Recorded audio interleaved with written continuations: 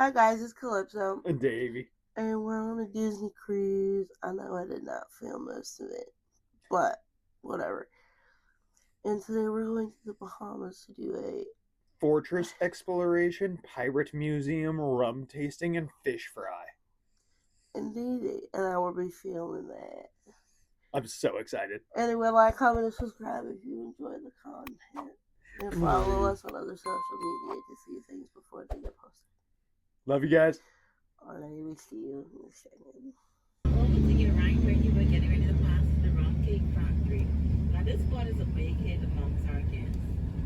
Unfortunately, it's not on my itinerary. When we're coming back down, if you'd like to try some rum cakes, let me know. I'll stop and let you try them. But you get to go in, you can sample the cakes for free. You can eat as much of the samples as you like. You're not obligated to make purchases. But if you do make purchases, everything is pushed through the airline of food. Over to the left, you have the Land Survey building.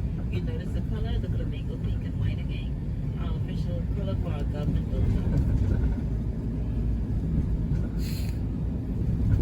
So you familiar with Sydney Poitier, any of you? Sydney Poitier. Sydney Poitier. A little bit. No. Hello? Okay. So we're getting ready to pass the Sydney Poitier Bridge. And Sydney Poitier was from the Bahamas, a Bahamian ambassador up until this day. They named the bridge in honor of him. The Sydney Poitier Bridge takes you from the New Providence side of the island over to Paradise Island. Paradise Island was originally known as Hog Island. That was the site where we was known for when we burned all of our dump. That was known as Hog Island. That was our dump site. We had some guests vacationing saw the location, thought it was a great one, convinced the government to sell it for little or nothing, cleaned it up and renamed it Paradise Island. To your left is the Sydney Poitier Bridge. That takes you straight over. The hotel that you see straight across the Coral Building, that's the Atlantis Resort. Atlantis was originally the first Playboy Club, the Royal Britannia, the Merv Griffin, Paradise Island Resort and Casino, Paradise Island Beach and Casino, and of course it was also once owned by Donald Trump. He sold the three owners before it became the Atlantis Resort, when it was underneath the Merv Griffin brand.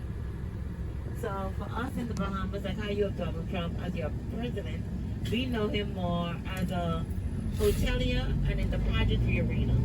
He played a big part in the Miss Bahamas during the Miss Universe pageant, and of course he hosted it in the rainforest at the resort there as well.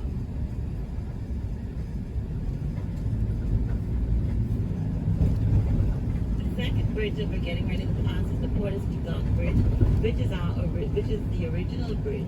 It used to be a two-way bridge. When they began expanding the Atlantis Resort, they built the new bridge, the Sydney Poitier Bridge, to accommodate the traffic, making a lot of these streets here one-way to accommodate the traffic.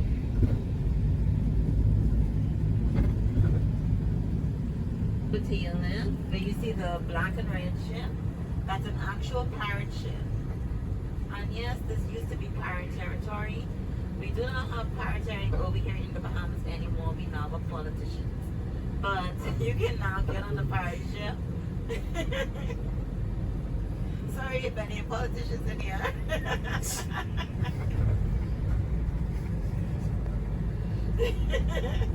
By Peter Henry Bruce Fort, another Montague. It's the only fort that saw any action, however. This fort was seized March 3rd, 1776, while being manned by 50 British soldiers.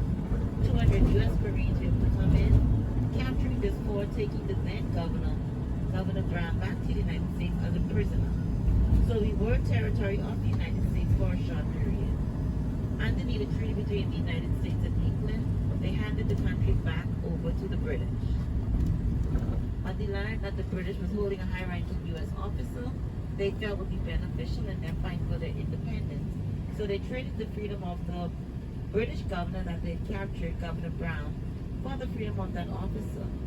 However, by the time as Governor Brown was released and came back to the Bahamas, the British had already replaced him with another governor. So he went back to the United States and he founded Brown's University in Cleveland, Ohio. Over to the left, where you see the pink and white building, it's a public restaurant. It's manned by the government, so it's kept clean for you all the time. Right here, they're getting ready to set up It's a cabana where you'll be able to find things like tropical drinks, Bahama Mama, Sky Juice, Pina Coladas, you name it, you'll find it all right there. And both of our guides are there, they're waiting on you. That's Sammy and Raquel. They're going to be taking you from this point. The tour itself is going to probably last about maybe 5 to 7 minutes with them. When you're done, you can feel free to do whatever you like. We have 35 minutes.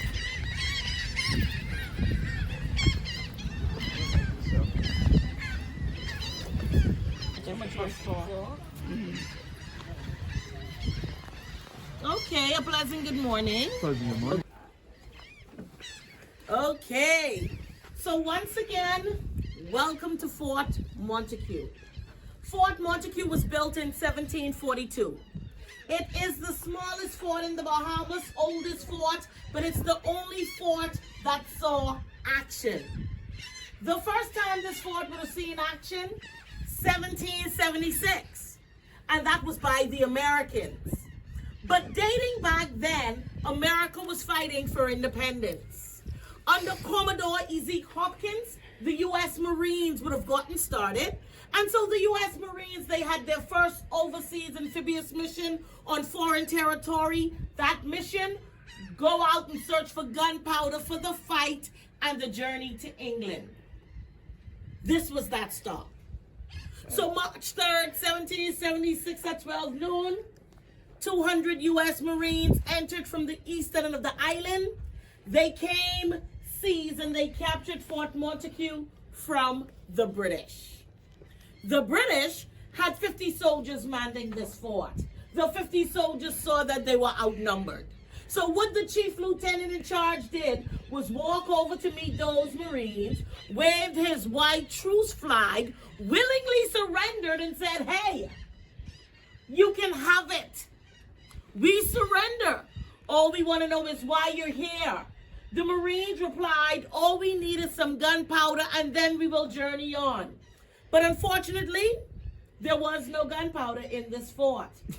Why? Days before the Marines arrived, the British governor here, Governor Brown, had gotten some information telling him that the Marines were coming. What the British governor did was sneak into the fort in the middle of the night. He packed up, he removed all the gunpowder, then he began shipping it out. So once the Marines landed, they saw there was no gunpowder, but they heard what that British governor did. They were highly upset. The Marines left Fort Montague and they marched into town, searching for Governor Brown. They found him at the governor's mansion. They arrested him. Then they did a raid of his home. It was in that raid that they found 100 muskets and 40 barrels of gunpowder that the British was unable to ship out. So now the British governor was furious, but not because the Marines found the gunpowder. When they raided his home, they found his secret liquor cabinet. Ooh, I'd be pissed too. And they raided that too. So the Marines then came back here to Fort Montague, where they heisted the colonial flag. Once that colonial flag was heisted, it meant that the eastern end of this island was now under America's rule. March 17th, 1776, 2 weeks later, the Marines started packing up gunpowder and the liquor, and they were leaving. Marines But have the only been British good at one governor then ordered for shots to be fired at them. One was to let them know that it was a British colony, and two, never to return. But after 3 shots were fired, all the Marines did was turn back around. This time, they captured that British governor, and they held him hostage. Back then, the capturing of the governor would have meant that the 700 islands, keys, and rocks of the Bahamas was theirs. But for America at that time, it was not about territory. They wanted their independence from the British. And so what they decided to do with the British governor, they traded him. So they traded Governor Brown in exchange for Lord Sterling, an American general. And 3.5 months later, America won their independence. So the cannons we have here today, these are real 17th century cannons. and they are dated back from the American Revolutionary War. There's a structure right up here facing us. When you go and have a look at it, you'll notice that there is a gate. It's locked and closed, but that's a heating furnace or a shot furnace. In those days, cannonballs were not explosive, Vicks were not invented, and the ships, they were wooden. So what they did is they created hot shots called great balls of fire, either to burn down, break up, but do damage to the wooden ships.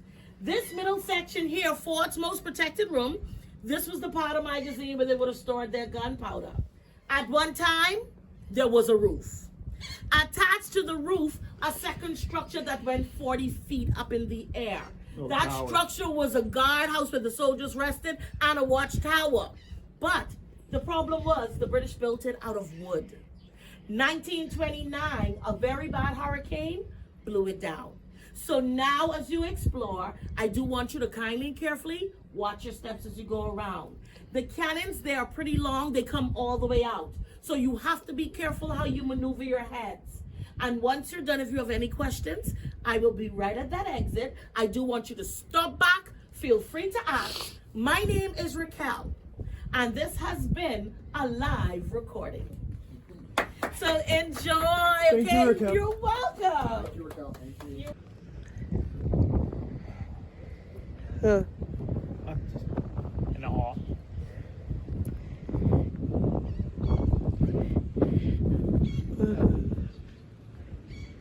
Huh? Battle placements are incredible.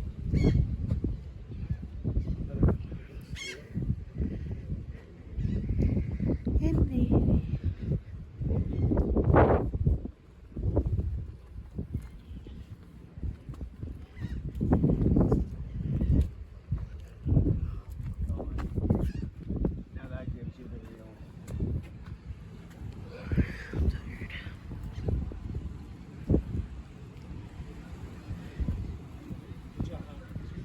Sorry. Sorry. Apologies. You're okay. Incredible.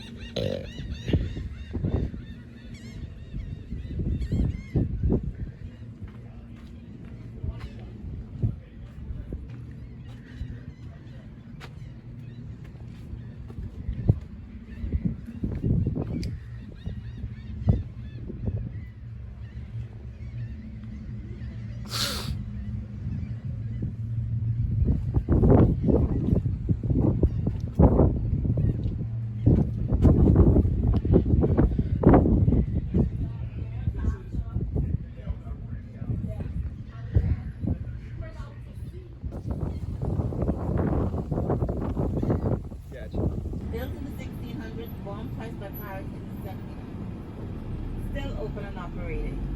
Wow.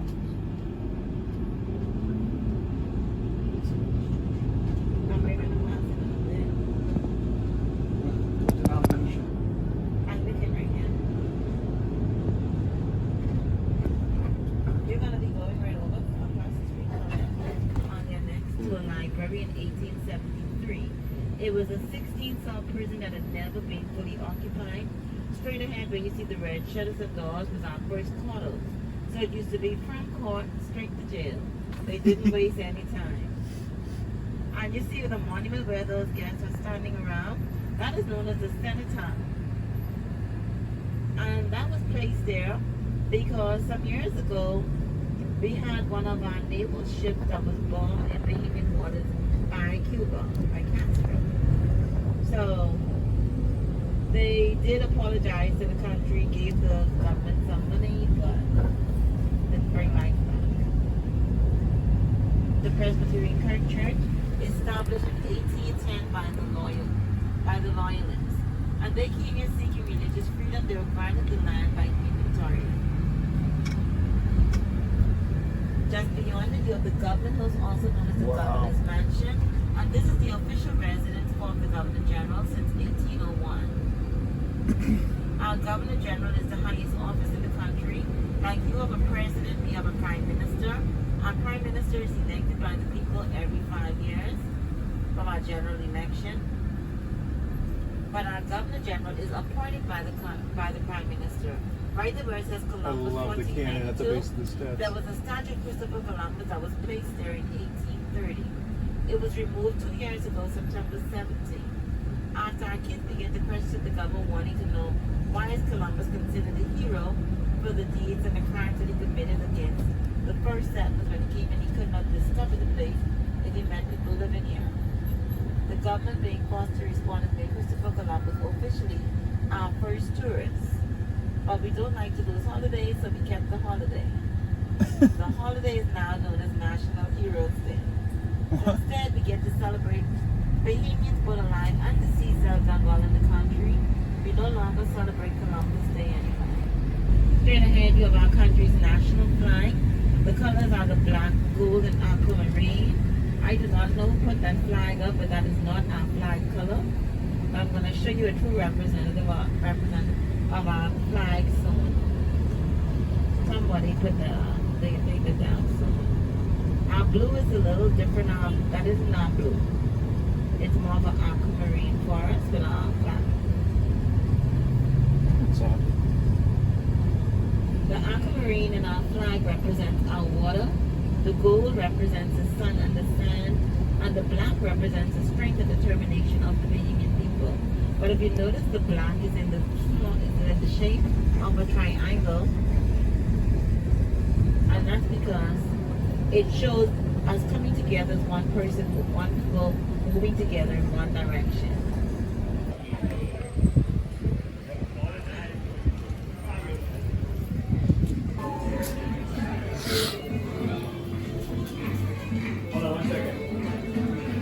Okay, so I don't want you to turn this side. Stay on this side from the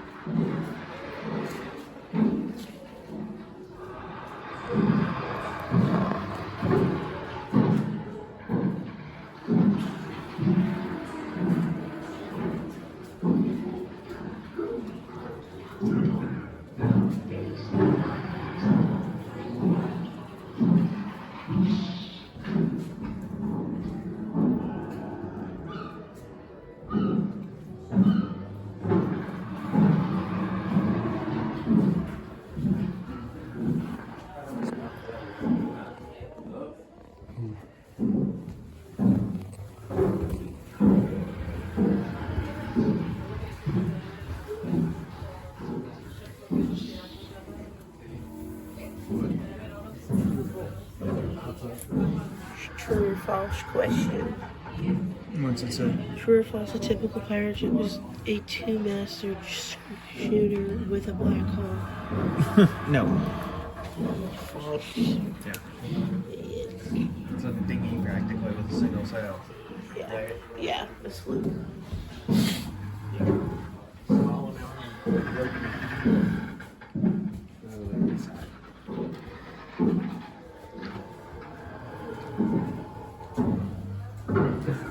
Mate's cabin. This is the first mate of Mate's cabin. Yeah. It's a lot of room. you got It's like the whole thing is they drink shit.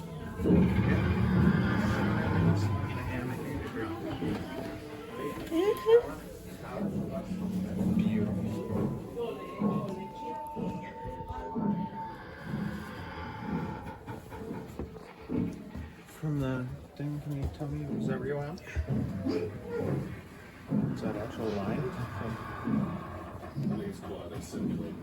Yeah. Spanish sword. It's kind of What was that? just as it's just describing. I think it's just the swords. Okay. Cutlass, Spanish, and these are Spanish swords, but this is from 1710. The other ones were 1690. Okay.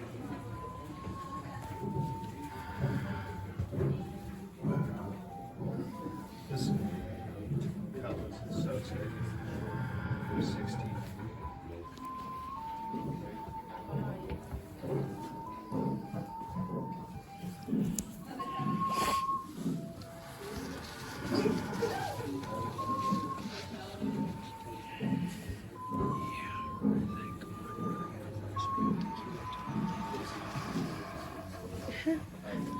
Is that okay? Yeah. We'll spend a couple days at the park and then we'll go live in the Lizzie.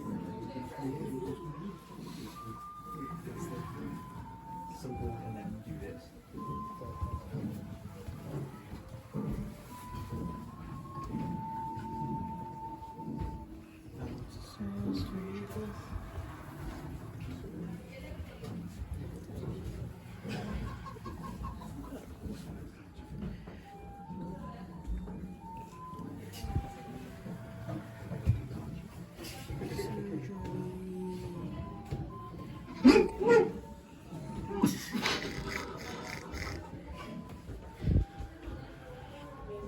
Oh, they're giving him surgery.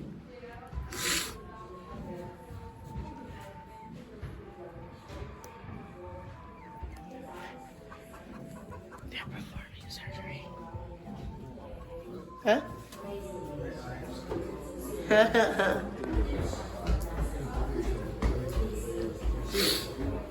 Mary Reed.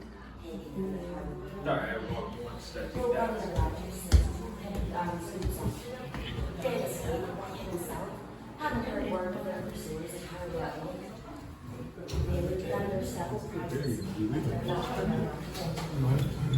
Only Anne and Mary lived in Canada would weekly surrender after a broadside from a privateer out of Jamaica. But Anne's season There we go. she would tell him straight. If you fought like a man, you wouldn't be Howard like a dog. Howard for piracy he was. And Mary said that's the difference. Here is a twist. Judge passes sentence. Both Anne and Mary come after Howard to the mother. So you see, they escaped nukes by both being pregnant. Mary and Diana fever still busy.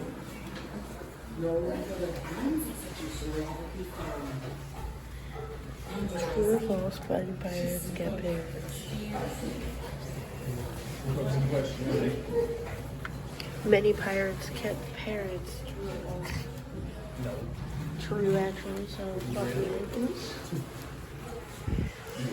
Brave to see the shell in the shimmering heat of the shanty town that skirted the harbor of Nassau, violent confrontation was an inevitable part of life. The situation was made more dangerous and explosive by the pirate habit of being armed to the teeth whilst very drunk. The women pirates were more than capable of looking after themselves. You either treated them with healthy respect or suffered the consequences. It was exactly this lawlessness that attracted the greatest concentration of pirates ever seen in the New World. Such pirates too, Jennings, Collingwood, Teach, Cotton, Bonnet, Davies, Logan, they were all here. It is said of all pirates that we did not dream that they died.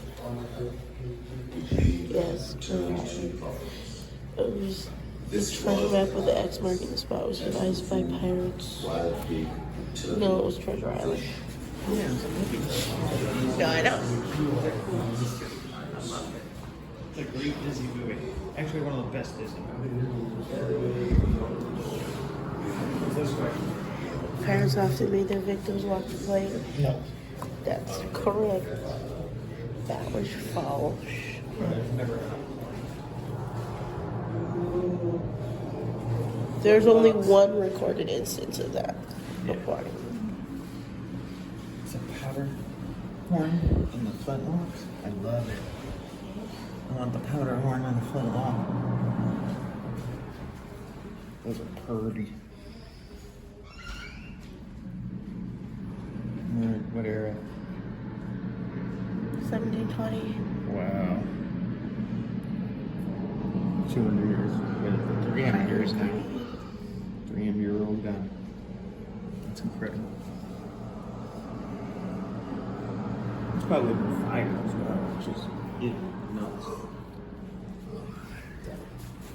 Sorry.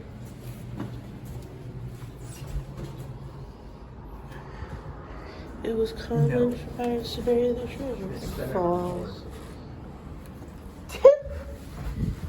Oh, it's cold.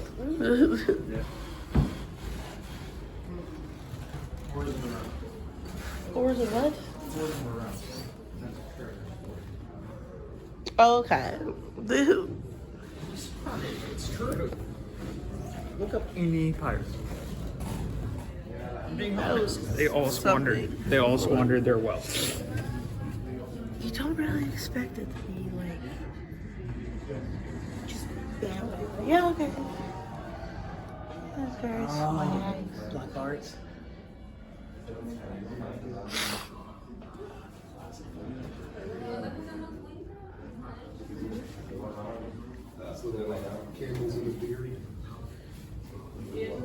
Hal Davis. Hal Davis.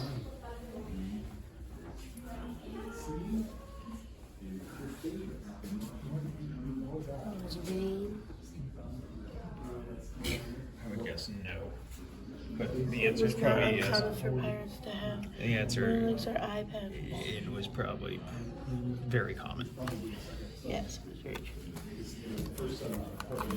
So many pirates suffered from Jaguar and drugs. Jack.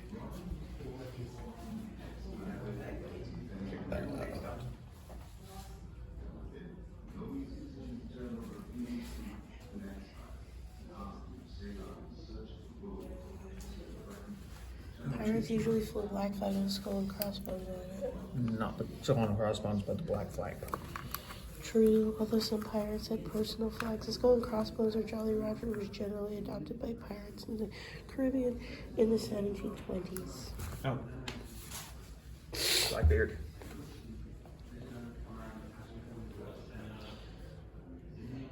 Black Bart over here. Doing stuff. Okay, so read it, but just give me a minute. I don't want to move in when people are trying to read stuff. Or following you, Robert.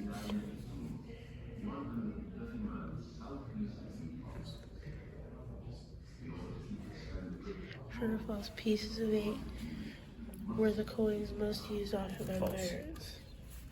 True, the silver coins known as pieces of 8 were common currency used throughout the West Indies and Central America in the years around 1700. Speedball. Kid. That's Kate. Catherine Kidd. At 10 a.m. on December 12, 1780, 8 of them were hanged, and as they swung off in the morning sunshine, those gathered to watch knew that under the command of these watchers, Nassau was changed forever.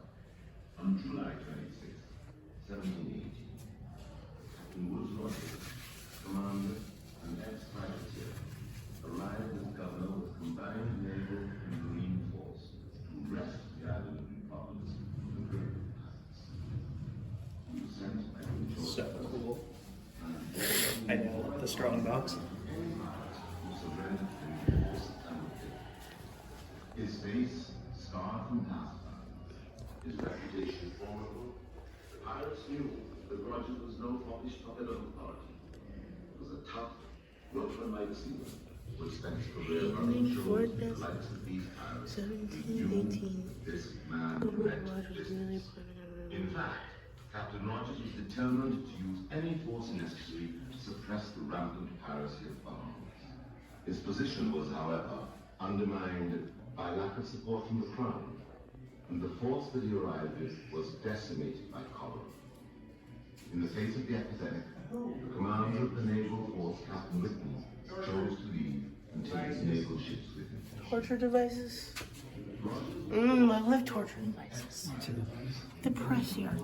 When captured pirates or the criminals refused to plead guilty or not guilty when they were taken to the press yard. There they were laid on their backs and slowly suffocated by the gradual buildup of waste on their body.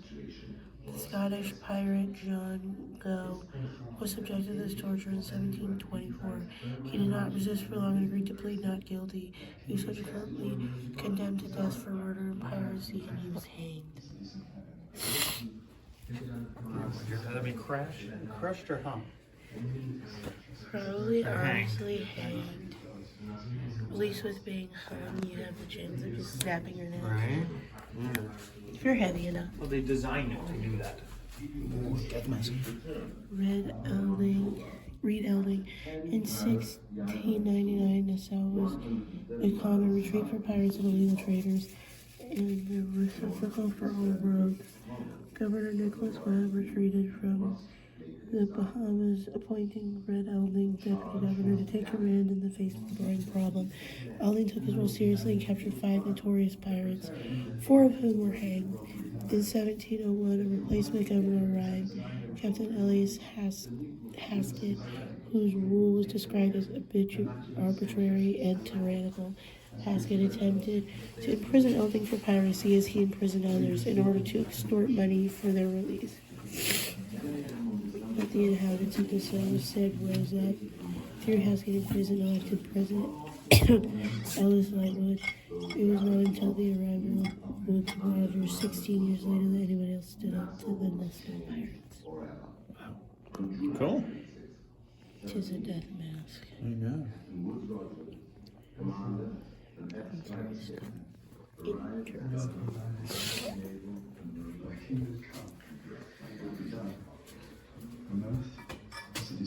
Why am I hearing Jesus? Give us this day our daily bread. Put the camera on. Forgive us our trespasses, I'm not good. as we forgive those who trespass against us. Ooh, yeah. And lead us not into temptation, but deliver us from evil. Maybe enemy of the devil because it makes my skin crawl hearing the Lord's Prayer. Well, this is the cell of Dennis McCarthy, who climbed to the gallows. Shush. Yeah. That's what this is. It's the dungeon. Because they're about to be condemned. Oh, I get that much. Okay, I just said maybe, technically, maybe I am, as my mother said, parts of the devil because the Lord's Prayer always makes me feel weird. True or false? Pirates were notorious for torturing their victims. False, they usually want them to join. True. Pirates employed some ingenious and very nasty methods of torture to persuade their victims to reveal where they had hidden their valuables. It's a poster from the movie Actually, I'm an idiot. which scared me. Here's a poster from the stop. Here's the poster from the movie Hook, which scared me as a child. I love it. The Pirates of That's the difference Penzance. between us. Yes, the Pirates of Penzance. I'm looking up Wonder. I mean, I'm sorry. 1720. Musket.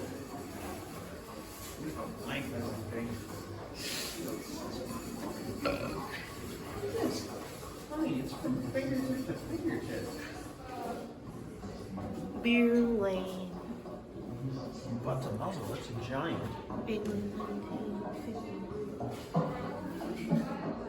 Oh, look at this shillelagh. It's nice.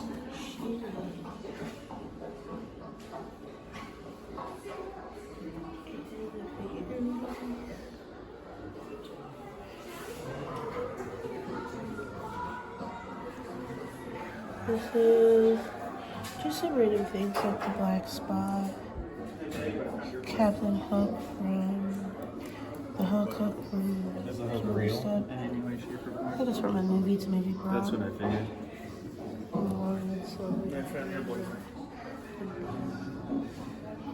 I saw that, but it's bad, so okay. Okay. Got the Horton, one of my favorite navies, and a very bad statue of Jack Sparrow.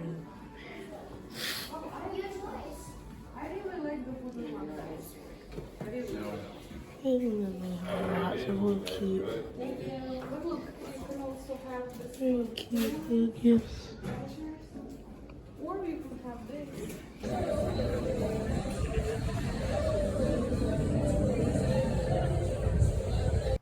Hey guys, thank you for watching this video. This is just part one. I totally wish that we could have done it in just one part, but this is literally half the day and it's already a 36-minute long video. Please tune in 5 days for the second part of this video, which is another fort and the rum distillery and a special dinner on the cruise. I know we didn't film much of the cruise really, but remember we just walked like 10 miles a day for 5 days before this, so we did do a lot of relaxing and we really didn't participate in much of the activities.